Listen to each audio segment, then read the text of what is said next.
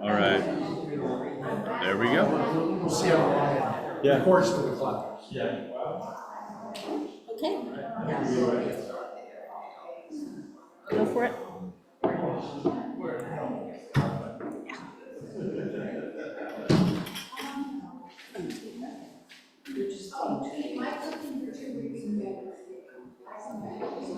Okay.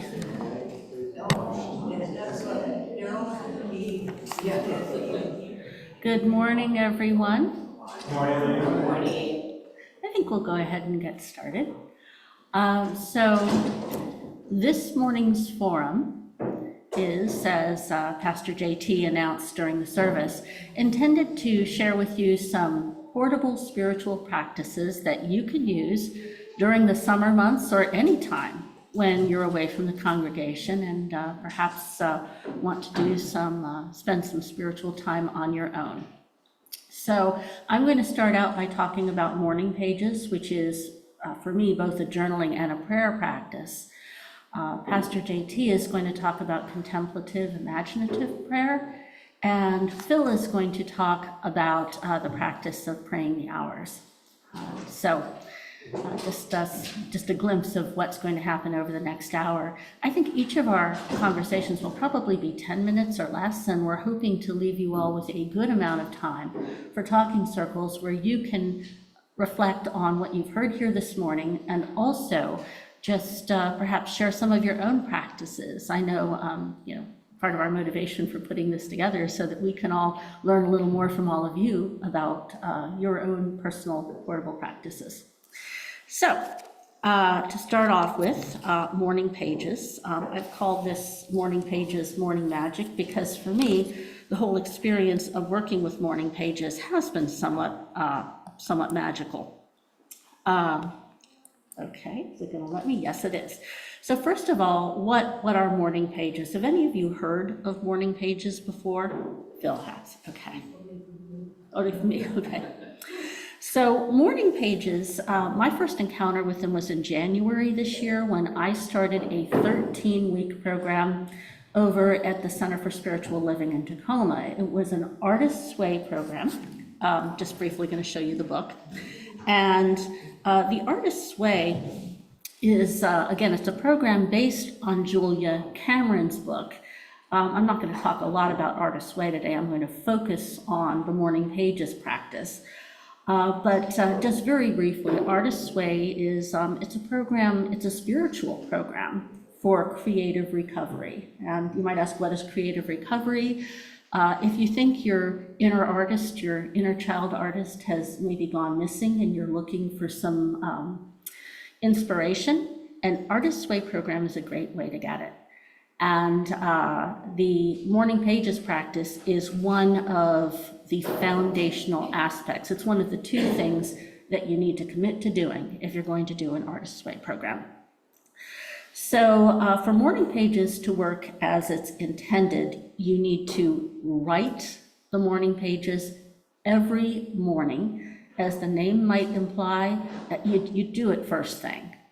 When you've just woken up, maybe you're having your cup of coffee, and you sit down, and it's 3 pages of whatever, okay? And so it's not journaling. You talk about all kinds of things, which I'll get into in the moment. Depending on the day of the week, morning pages can be anything from super easy. Maybe there's something heavy on your heart some morning, or for me, I was on a silent retreat last weekend. I just took myself down to the St. Placid Priory, and I went into silence for about 48 hours. That was a very rich time for me, and so morning pages just flew. I would just sit down in the morning and just literally, it was like pouring my heart out to God. It was a super easy thing to do. Other mornings, I'm sitting in my kitchen window looking out at the hummingbird feeder, praying that something will come to mind to write.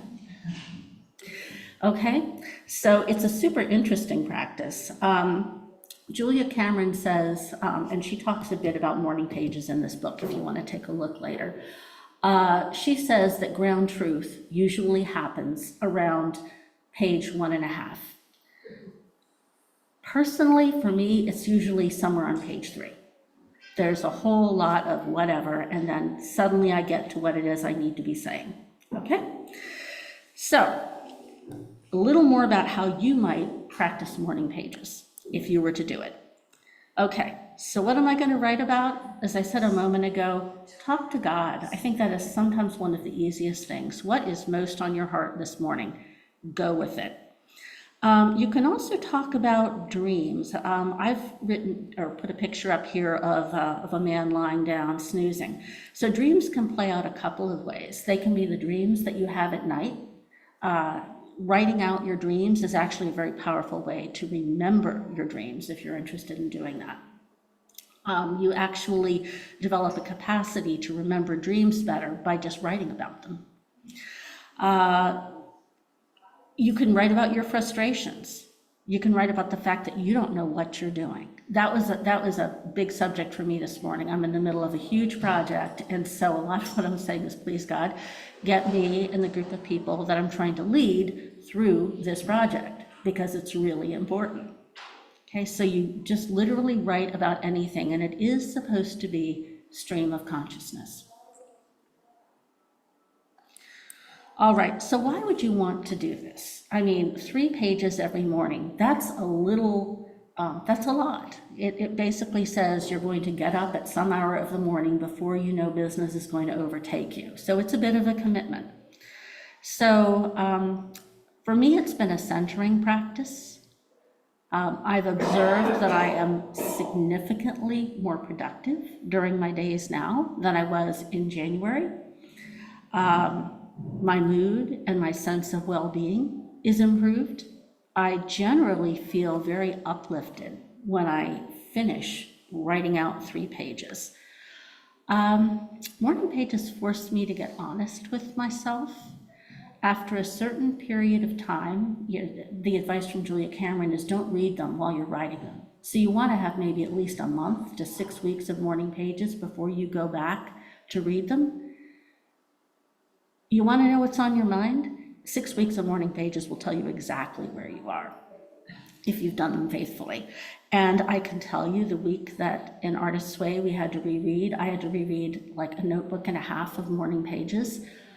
It took 8 hours, and it was somewhat, it was definitely enlightening, and it was also a little overwhelming. So it will really, properly done, this practice helps you understand yourself better. So that gets to the point of discernment. And again, I really felt for me the practice was magical. Of everything that we did during the Artist's Way program, and I'll come back in September and tell you more about that, morning pages for me were the most foundational. And really did, I came to feel that for me, they were a deeply prayerful practice. So, if you would like to know more, again, the Artist's Way book is here. And I just was curious this week. I did a Google search for morning pages. There is significantly more on the internet, even than is said in this book. Things that can guide you if you're interested in adopting this practice. All right, so with that, I will turn it over to, are you next? You close this out, right? Okay. I will end my slideshow and then let you go to yours.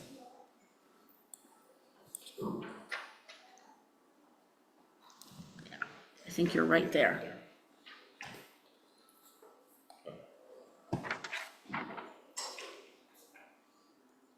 There it is. Everybody good? All right.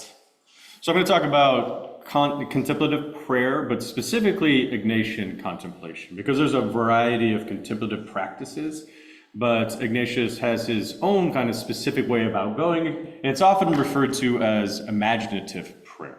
So who was this human Ignatius? Well, he was a soldier early on. He's from northern Spain, the Basque region of Spain. And he was not known as a saintly kind of person in his youth. A bit of a carouser, a bit of a fighter. He was vain, it said, and he gambled a lot too. So, your typical, stereotypical kind of Paul leading character, right? And he was a soldier. And during one of the battles, he was injured and had this long recovery period. He was about 30 at the time.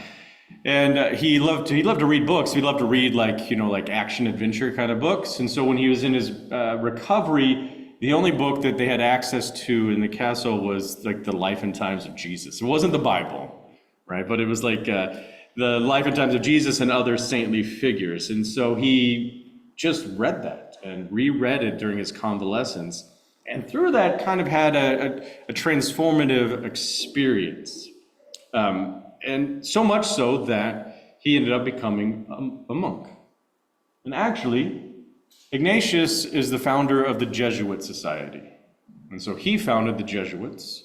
And through this, developed a variety of spiritual practices during his time. So they got officially formed in, I think, 1534. Him and 5 other of his companions or friends all took vows. Monastic vows, and then I think in 1540, that's when the Catholic Church said, yes, you are legitimately a group of monks.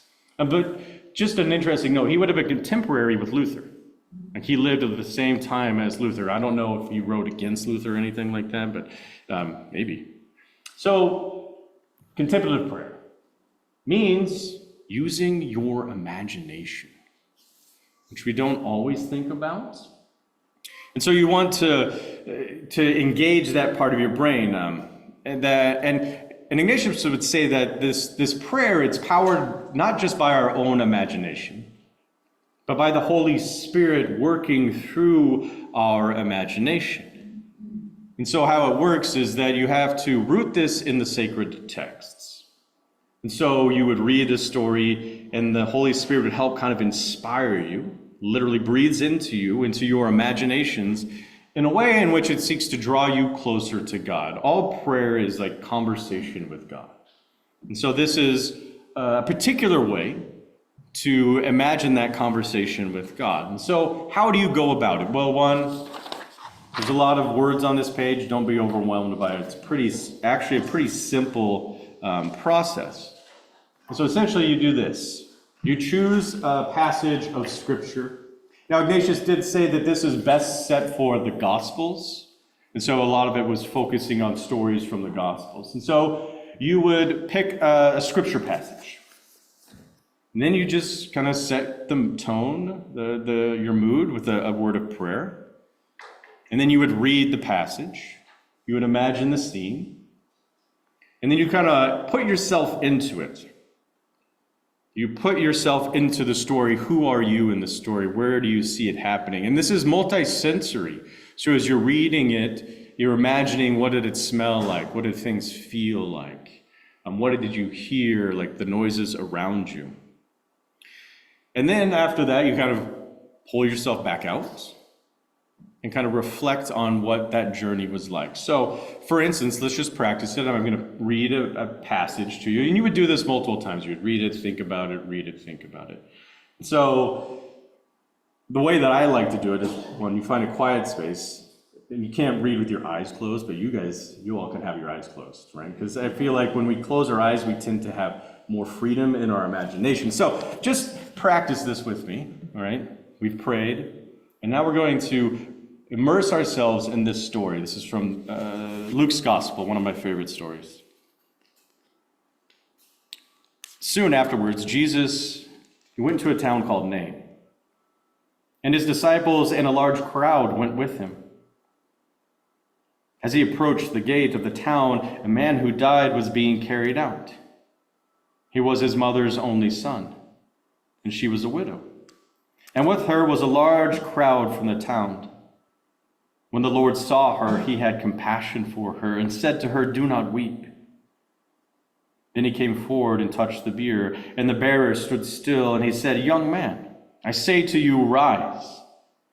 The dead man sat up and began to speak, and Jesus gave him to his mother. Fear seized all of them, and they glorified God, saying, "A great prophet has risen among us, and God has looked favorably on his people." This word about him spread throughout Judea and all the surrounding country. And And so at this point, this is when you would take that, you would begin to feel that story, putting yourself in it. You know, are you a person in the crowd who's watching this unfold? Are you the widow? And Jesus tells you not to weep. How do you react? Your son's dead. And so you just immerse yourself in this. And like every good kid, right? Just dream it up. Like Heidi was talking about, just imagine what it would be like to do that. And through that process, when you begin to kind of immerse yourself in that story, use your imagination, then you begin to get a sense of understanding, some clarity, something speaking to you in that moment. And then you take yourself out, and that's where you reflect, and you close with prayer. And so this is something you can do anywhere and everywhere, right? Even if you, like, well, I'm not going to pack a Bible in my suitcase. Well, you have a phone. Everyone has a Bible on their phone. It's called the internet, right? You can look it up. But you can practice this anywhere, especially like, you know, let's say you go for a vacation to the mountains of Colorado. What a beautiful place, right? To sit and to imagine these stories for yourself. And so that's why this sheet is out here. You can take this with you. It's just the step-by-step process of how you can go about imaginative prayer, with a lot more words than I said up here for all of you, but just take that with you. And I think it's a practice that I learned in seminary, because I took a special class called Praying the Gospels. It was like a little thing. And so there are some books, there's a lot of literature out there, a lot of books that you can look at, but it's pretty a simple process, and it's all laid out there for you. All right? All righty. Phil, your turn. Okay.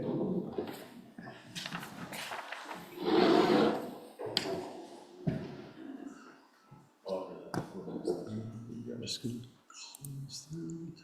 Find yours. Technology's working today. Well, so far. So, we're not finished yet, sorry. Okay. Before they happen. I gotta go the other way. Okay, I want to talk about rhythms of grace and finding God in time. Not as in time, like just in time, but in time where we all exist. And there's so much to talk about with regard to God in time, but we can't do it today, but we will at some point, maybe next fall. But James Finley said this: we do not sense time as the field of encounter with the divine presence. We think about God in other ways other than in time. So Saint Benedict said we need to sanctify time. So the question is, how can we actively and intentionally use time as the field of encounter with the divine presence? So what does it mean to sanctify time? To engage God in time in a regular rhythm that actually works for our lives and our relationship with Him. What does it mean to engage God, not in an irregular catch-as-catch-can, hit or miss fashion, but in a consistent, regular, measured, incremental, rhythmic fashion that actually works for how you live? Knowing, of course, that what spirituality for a single mother of 3 looks completely different than spirituality for an old retired white guy. God will meet you where you are. And St. John of the Cross said, God carries each person along a different road so that you will scarcely find 2 people following the same path in even half of their journey to God. So you're all going to meet God in different ways than everybody else, but there's kind of patterns that we can follow. And while we need to remember that God is jealous over us and over our affections, they, as in God, are secure in themselves and not mean or unreasonable or persnickety about how we relate to them. Again, however, we are to engage them in time. It has to work for us. So to use time in a way of paying attention to God, God is always up to something. Something in our lives, something in our families' lives, something in the church, something in the community, always doing something. And too often, those things are uncooperated by us because we're not paying attention to what God's doing. One of God's criticisms of the people of Israel in Isaiah 5:12b, he said, "You never think about the Lord or notice what he is doing." How do we awaken ourselves to pay attention to God and what God is doing? So, does it have to be on some sort of regular, rigid basis of fixed hours? No, it doesn't. Of course not. But if you don't do it on a fixed way, when will you do it? If you don't specifically schedule it, when is it going to happen? It's like, why do couples often schedule a date night? Because if you don't schedule it, it ain't going to happen. And the reason fixed hour prayer works for me is because I'm ultimately a very undisciplined person. I need that structure, or it's not going to happen. Because this is how my life is most of the time. Whatever, I'm retired. Who gives a fat rat's hiney? So I need that structure. So we're going to talk about the fixed hour prayers or liturgical hours. This is also called the divine hours or the divine office. Office comes from the word opus, and St. Benedict called praying to God is our work. And it's the office that we do. It's the work that we do. Also called keeping the hours or saying the offices. Kathleen Norris said, "It's a paradox of human life that in worship as in human love, it is in the routine and the everyday that we find the possibilities for the greatest transformation." So you may be thinking, I don't want to do that fixed stuff. It's too rigid. But it is in that quotidian day of your life, those simple patterns of your life, where God meets you and has the greatest opportunity for transformation. So, where did it come from? The early church was rooted in Judaism, right? And both Judaism and Christianity continued and pursued the same forms of spirituality. So David and others says that in Psalm 119, they prayed 7 times a day. And Daniel, we know Daniel prayed 3 times a day because that's how they caught him, because he was praying to God and not to the statue. And he ended up thrown in the lion's den because he was praying 3 times a day. The Jewish practice at the time of Jesus, back up. The Jewish practice at the time of Jesus, the devout prayed at least 3 times a day. And you can find reference to that in Acts 3, Acts 10, 3, 9, and 30. And then the Didache, which is kind of how would you describe the Didache? It's like a handbook for early churches. Yeah. Recommends praying the Lord's Prayer 3 times a day. So, the 2 oldest practices of Christian spirituality is the Lord's Supper. It says in Acts 2:46, they met from house to house, having meals and doing the Lord's Supper, and then fixed hour prayer. Because in Acts 3, it says, James and John went up to the temple at the 3rd hour to pray. And everybody at the time they were writing that knew what that was, the 3rd hour. And that's where he sees the beggar and says, silver and gold have I none, but such as I have, give I thee. And he healed him. Now, how did this work in Roman culture? Roman culture, the ancient Jewish traditions were carried forward by the early Christians all around the Mediterranean, and they were actually reinforced by the structure of Roman society. By the beginning of the Common Era, Judaism and its adherents, already thoroughly accustomed to fixed hours for prayer, were scattered all across the Roman Empire, and it was an empire whose efficiency and commerce depended in no small part upon the orderly and organized conduct of business each day. In the cities of the empire, the forum bell rang the beginning of the day at 6 a.m. at what they called prime, or the first hour, and then noted the day's progress by striking again at 9 o'clock, terce, the third hour, and sounded the lunch break at noon at sexts, or the sixth hour, and called citizens back to work by striking the 3 o'clock hour, or none. 3-hour lunches? Nice. And then at 6 o'clock again in the afternoon for vespers, or the evening hour.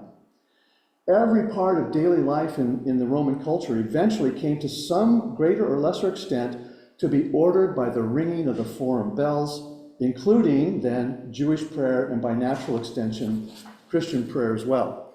We also know that the early church practiced it from quotes that we have from early church fathers, Clement, Origen, Tertullian. They all assumed as normative the observance of fixed hour prayers. It really hit its stride. So we've talked about the first century, now we're in the second and third century. It hit its stride in the 5th century under Saint Benedict of Nursia. And he established the rule for all his monks, and the rule included the ordering of the prayers, and that became a master template for all monastic orders thereafter.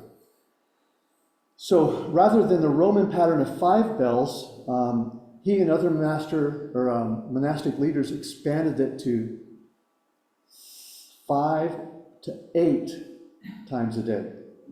So lauds, terce, sext, none, vespers, compline, vigils, and matins. 8. I'm going to say it right up front right now. You can't do 8 because you don't live in a monastery or a convent. Nobody can do 8 unless they live in a monastery and a convent where that is practiced every day and required behavior. The rest of us, we're lucky to do 1 or 2.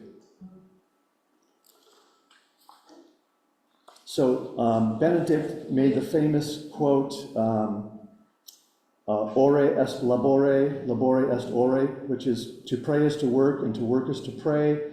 And in so doing, he was icing the inseparability of spiritual life from the quotidian physical life that we lead.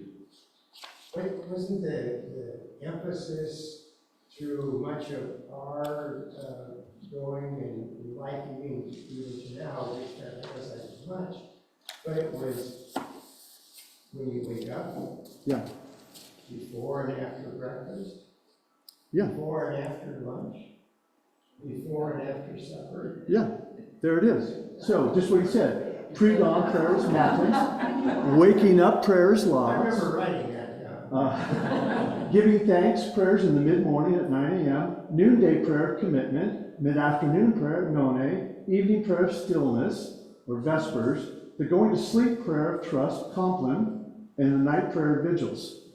And compline is actually called the dear office because compline was not fixed in time. Compline was whenever you picked to do it. Sometime between after vespers, before bedtime, you would do compline whenever it worked for you. That's also drink 3 gallons of beer a day. So if I could drink alcohol, which I can't, a lot of you know I can't. If I had 3 gallons of beer, I'd be doing nothing but praying on the floor too. There you go. So from the Middle Ages forward to by about the 11th century, keeping the hours was the principal way Christians pursued spirituality. And praying in the offices grew more elaborate. They started to include scripture readings and hymns. And you can imagine, all right, 11th, 12th century, they had a stack of parchments for the Psalter, a stack of parchments for the the appointed psalm for the day, a lectionary to ascertain the appointed scripture reading for the day, a Bible to read the appointed scripture for the day, and a hymnal for singing the songs that weren't actually psalms.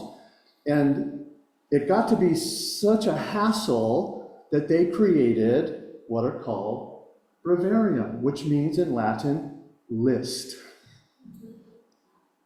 And it was a list of how the fixed hours were to be observed and the texts which were to be used.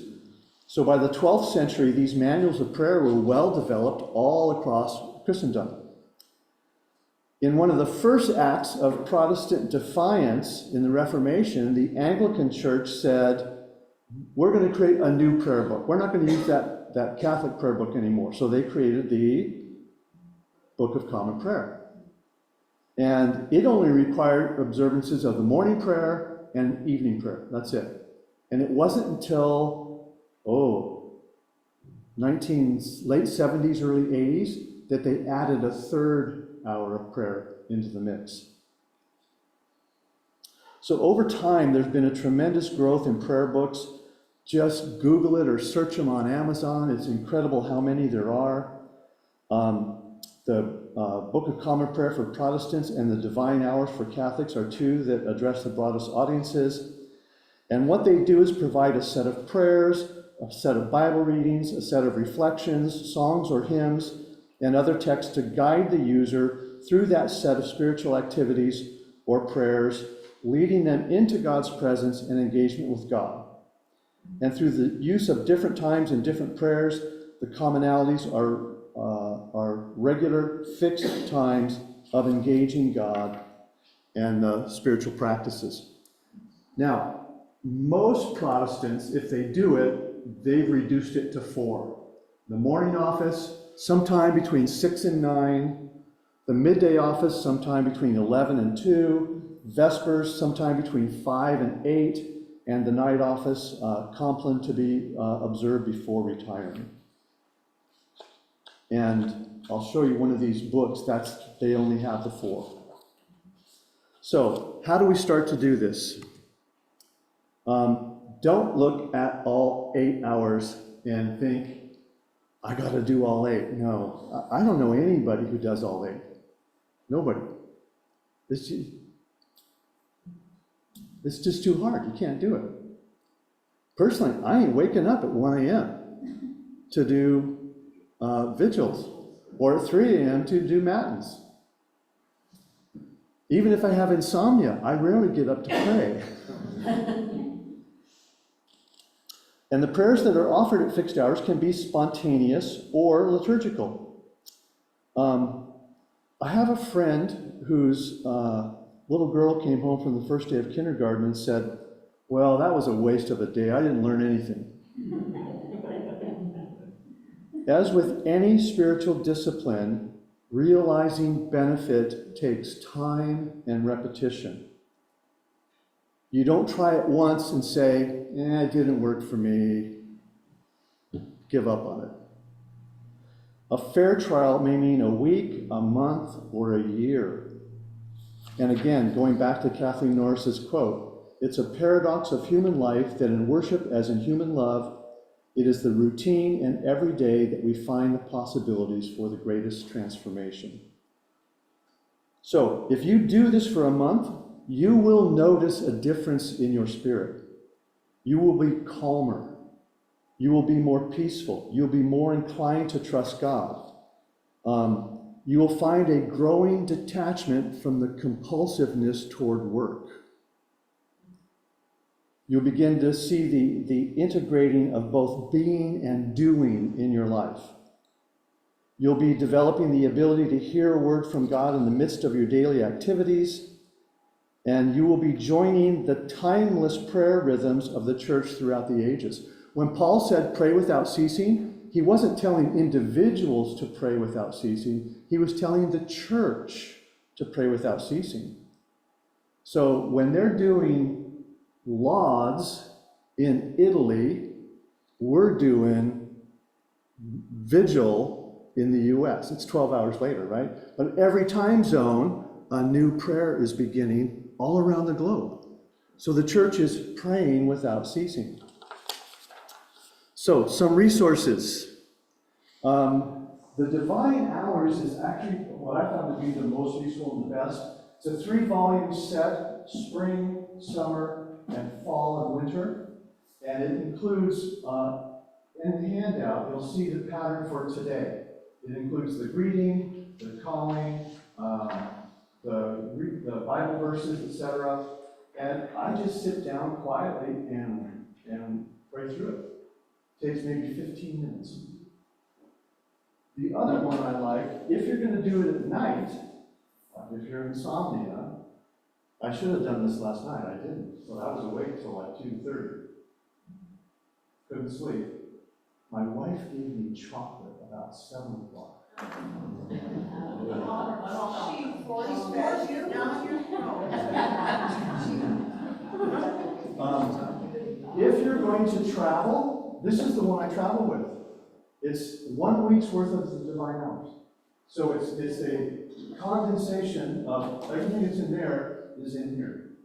But you can pack this in your backpack or in your suitcase and carry it with you in your hotel or your trailer or your camper, wherever you're going for the summer. Small, light, easy to use. To mix things up, I often use Merton's Book of Hours. It follows the same pattern, but Merton is a completely different kind of guy than Phyllis Dale. And so far more interesting at times. Common Prayer, the Liturgy for Ordinary Radicals by Shane Claiborne is really good, but they're longer and they're listed by day.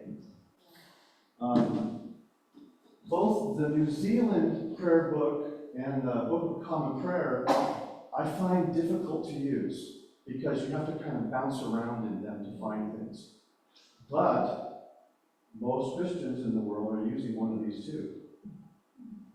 So, Well, why don't you have the Lutheran Book of Prayer? the which? The Lutheran Book of Prayer. I couldn't find a Lutheran Book of Prayer. It's on Amazon for like $15. I found a Methodist Book of Prayer, which I really like because it has extensive reflection readings, quotes from other writers, in addition to the Bible The readings. Lutheran Book of Prayer is Concordia because it's an LCMS publication, but it's also sold on Amazon. Okay. Heidi brought this, which I was looking at, it's really cool. 7 Sacred Pauses. It's praying the 7 hours. And then this one, this is really cool that she brought. It's called The Soul Aflame, a modern book of hours. It's kind of non-religious, or multi-religious. It's multi-religious. Okay. Each of the days of the week. And it has photography and poetry and literature. poetry, literature, and photos to look at, so you can do Visio Divina with photographs. So, all these are here for you to look at if you want. So, here are discussion questions. Have you ever tried any of these 3 spiritual practices? Journaling, fixed hour prayer, contemplative prayer. Did it work for you? How did it go? Share with us. Did it not work for you, and why? Personally, I like contemplative prayer, but I've had a really hard time getting into it. But journaling, criminy, I got 50 years of journals. That's probably journaling and fixed hour prayer, the 2 disciplines I go back to over and over and over again. What's your favorite spiritual discipline or spiritual practice that wasn't in the presentations today? There's, Calhoun's book on spiritual disciplines has something like 127 different spiritual disciplines. It's crazy.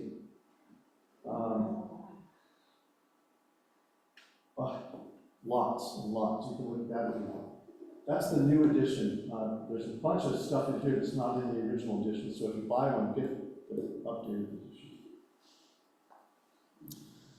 Do you have a favorite devotional tool or devotional book practice? Is it transportable? Can you take it with you? And then from what you've heard today, either in this presentation or in the conversations at your tables, is there a spiritual practice that you're inspired to try or try again? talking circles, remember the person with the stick talks? You don't have to say anything. There are no right or wrong answers. There's no requirement to speak. And then at the end, in half an hour or so, we'll have everybody, each table report out. So there you go. I'll leave the questions up for you. Okay.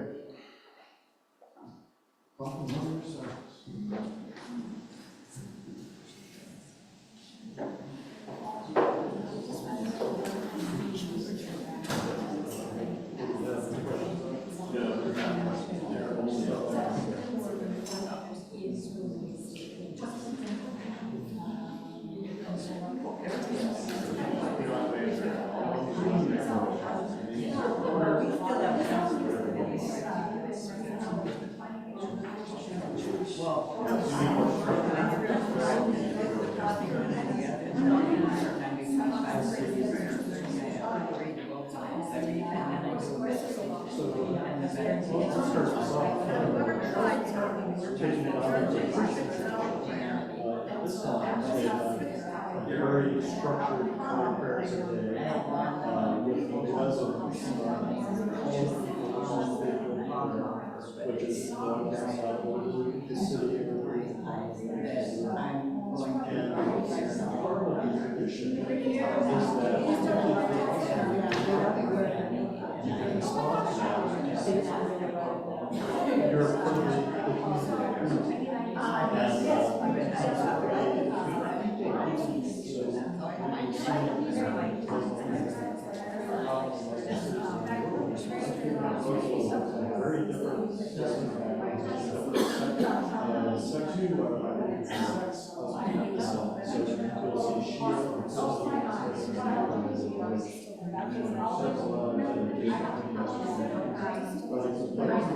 different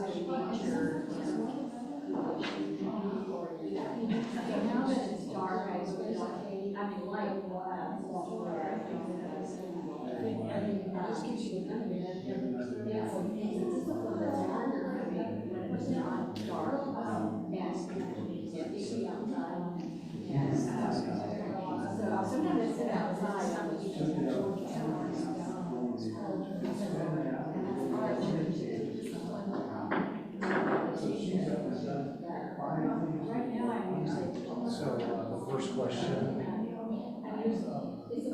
No. Practicing and stuff that was presented. It's just a flat bit. But I wrote in the president's message this week what I did. So after breakfast, I usually do 3 things. Fixing our home, which is the lessons for the week, lesson for which rewards, contemplation and action, message every day. And there's usually something in my box from that somewhere. Yeah, that's enough. It's like, you can't take it. But I wake up in the morning, that's not the first thing. I exercise,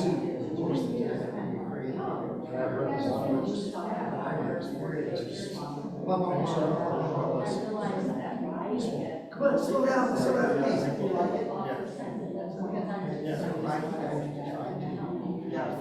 Yeah, there's a lot of stuff.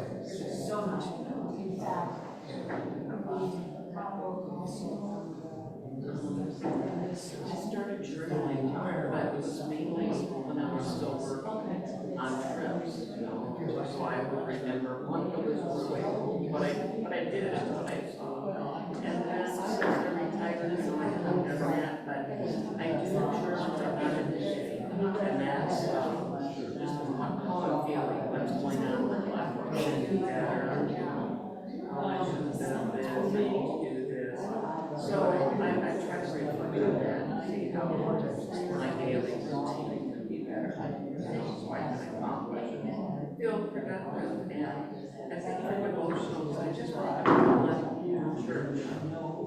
And that's easy, the little one to put in your suitcase. So that's been good for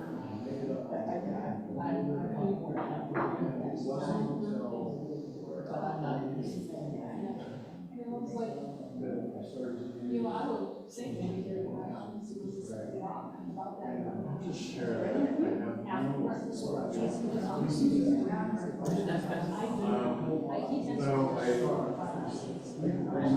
There's 2 things that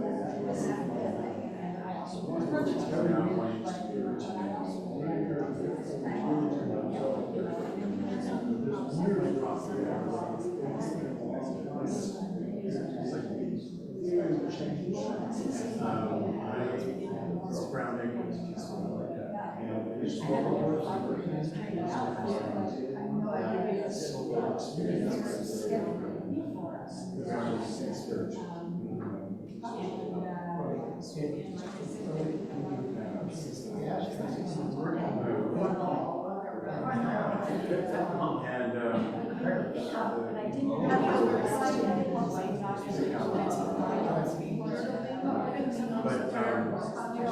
do like hearing things.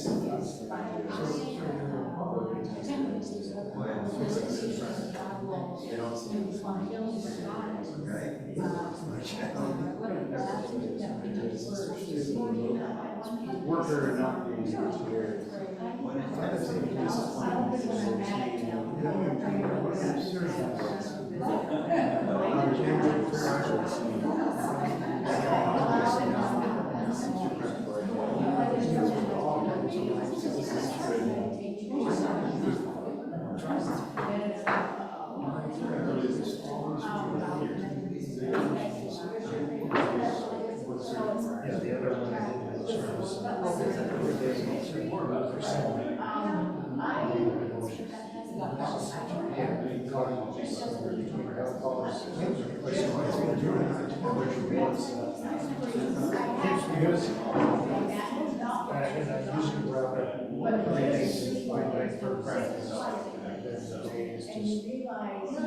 Everything happens.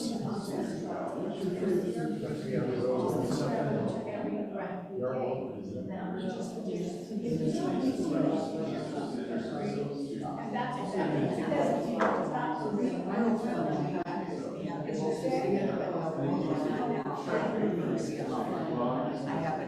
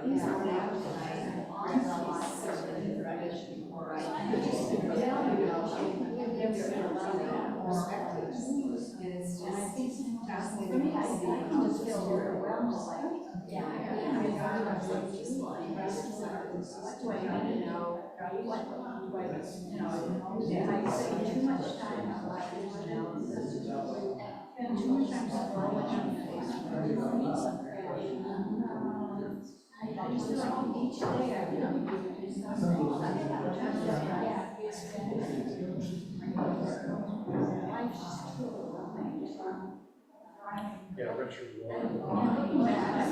Yeah, I think it started with spiritual practice, sitting in nature, just sitting inside.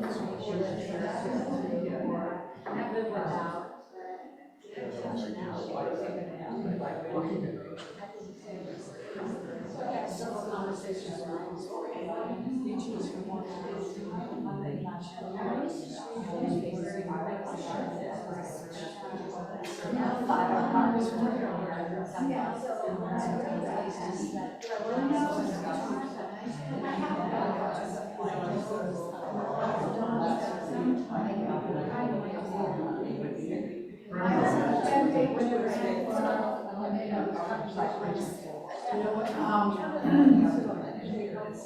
Yeah, it's just free.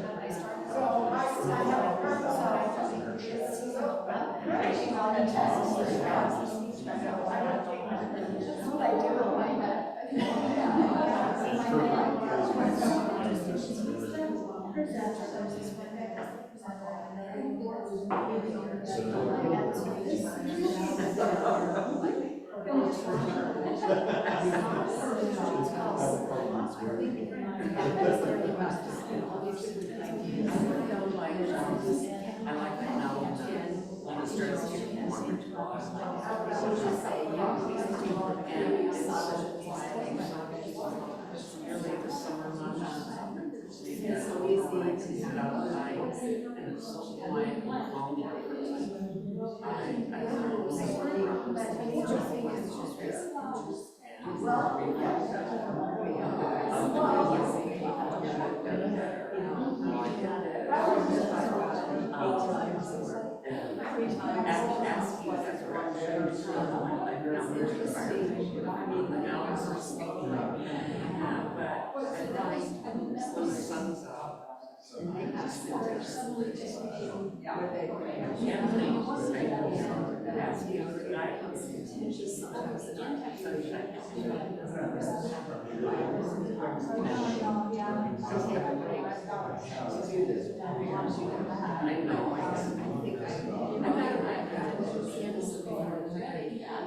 I thought it was afraid to talk to them.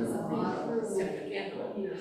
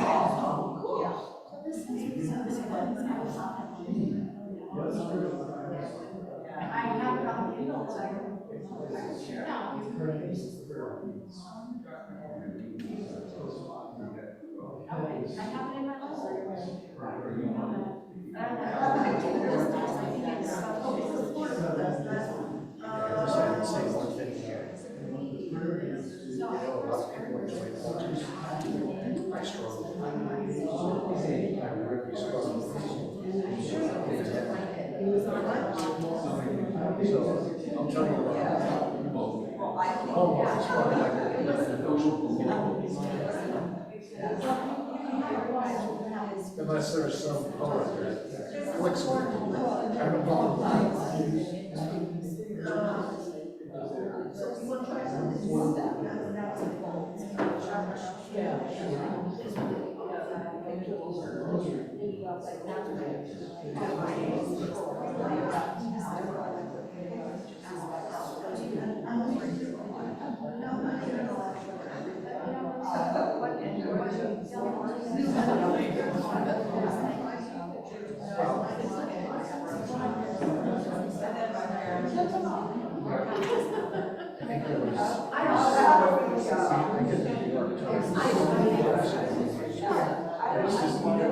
Yeah, well, it's just the daily snippets.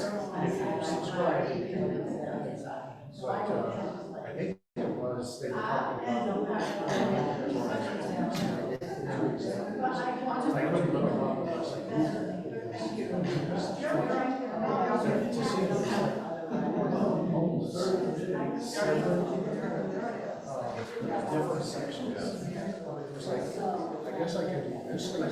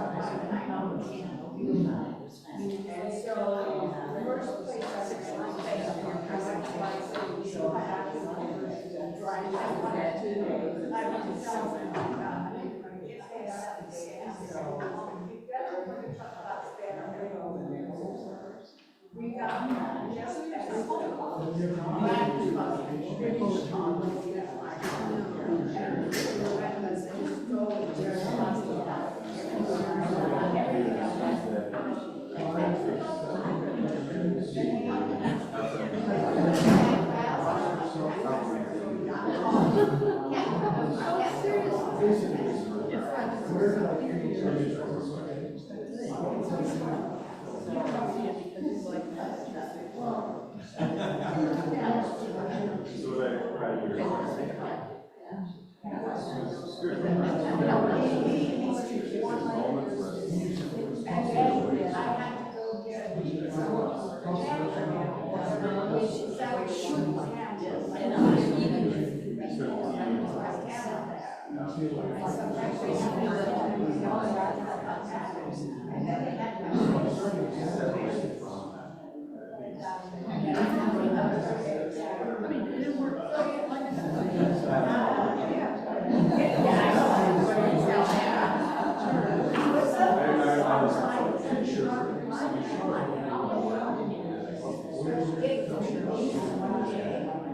I should take a walk.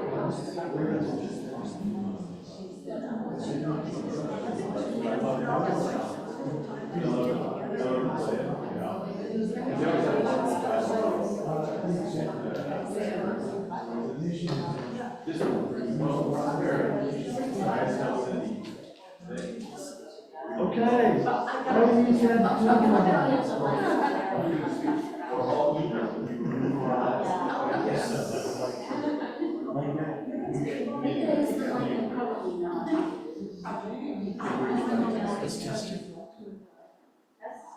It's probably not on that.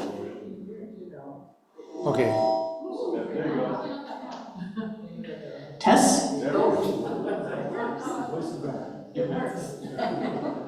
It's good when technology works. Okay, we're winding up our hour here, so I think what we're going to do is pass the microphone around. I'll just start here at this table and then we'll work around the room and maybe just a short summary of what the discussion at each table was. One of the three of you like to share? I feel like I've been talking a lot. Smooth move, Heidi, I like that. We talked about that really, other than what Heidi presented, we don't do spiritual practice as described here necessarily. But we all had practices we did that maybe happened at exactly the same time of the day, or things that spoke to us, like, for me, the words of hymns, particularly newer songs. That's why I take the bulletin home every Sunday, so that I can re-sing those. Or I think most of us read Richard Rohr, and we talked about the fact that he said, if you cannot find God in nature, you're not going to find God anywhere. Yeah. And how much peace and relaxation you can find when you are out in nature and quieting down and leaving your busyness behind and just watching a little bee, fly around, or a squirrel walking on the deck or something like that. And so we all had a wide variety of things that we use as devotional time. Honestly, I have a book called 365 Days of Peace by Jessica Kranowitz. You're supposed to read it. It's like a benediction before you go to bed at night. I never remember, but when I wake up in the morning, I turn, look at the clock, and there's 365 days of peace, and that's when I read it. And this morning when I woke up, my brother-in-law passed away last night, and so it wasn't a real good sleep night, but I was spending a lot of time texting with my sister. But this is what her writing was for today. It said, "Peace to those who found pockets of peace today and those who could not. To those whose hearts lifted at the song of a bird from a newly opened window. And to those who heard and closed the door because the bird's joy was so at odds with your sorrow. Peace to the joy, peace to the sorrow, wishing you peace today." And so sometimes a very short, small reading, but it absolutely speaks to exactly where you are. And so I made a copy and texted it to my sister in Minnesota. And so I think we engage more in small things like that come our way. There you go. So we started off, I was sharing an experience I had actually here a few pastors ago when my son was still in confirmation class, so it was a long time ago. So some of you guys know Pastor Cheryl. And I would just sit in the back when she was teaching the kids because it wasn't worthwhile driving home. And I'll never forget one of the things she said, and she said, every breath should be a prayer. And that has stuck with me. I can't say daily, but that stuck with me my whole life. And so we started talking about how meditation is also prayer, and the power of listening. Like, we don't really need words. We don't need to communicate to God anything. God already knows anything we'd have in our hearts and in our minds. But as we're listening, what does it then call you to do? And the action piece that sometimes comes, Gita had a couple examples of that. How then, you almost she gave me goosebumps where you think, well, gosh, you heard what God wanted you to hear. You know, and it isn't like you hear a word, but you hear an intent, I guess, is the only way I could say it. Give it to Ginny. She's the only one at that table. Everybody had to leave early from my table, except for Phil and I. I guess my takeaway from our group was that everybody is uniquely different in terms of their morningness and into late evening. You know, people, sometimes there was somebody that expressed that they really like to just be alone and not be with a group or be with their spouse for devotion and contemplation. Others talked about being in groups and growing and learning and stretching. I think the other thing that we talked about that really this is even today's whole sharing is about is just that it's a discipline, you know, and that if you don't work at whatever works for you and make it a habit, it's not likely to happen. And it's so easy to go through our days being distracted by just day-to-day things. So it was just interesting to hear different people's patterns and what works for them.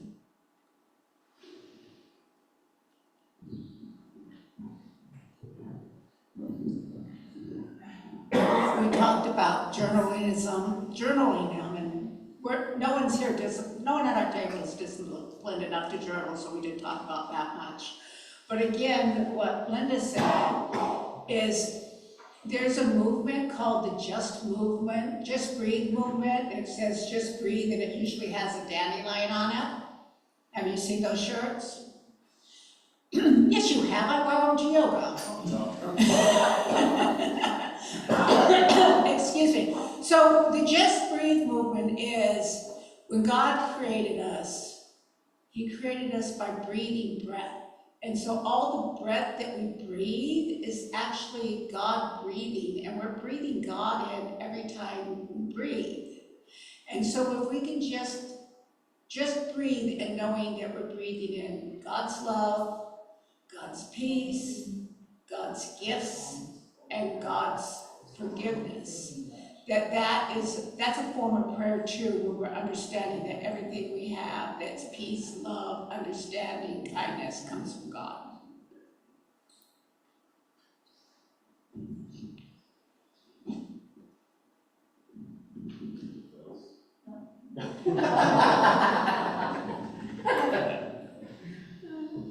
Well, I think kind of this, we all had practices that maybe didn't necessarily fall in line with what was shared today, but everyone has a little something. And I think what really unifies all of them was this sense of quieting ourselves, in the sense, quieting everything around us.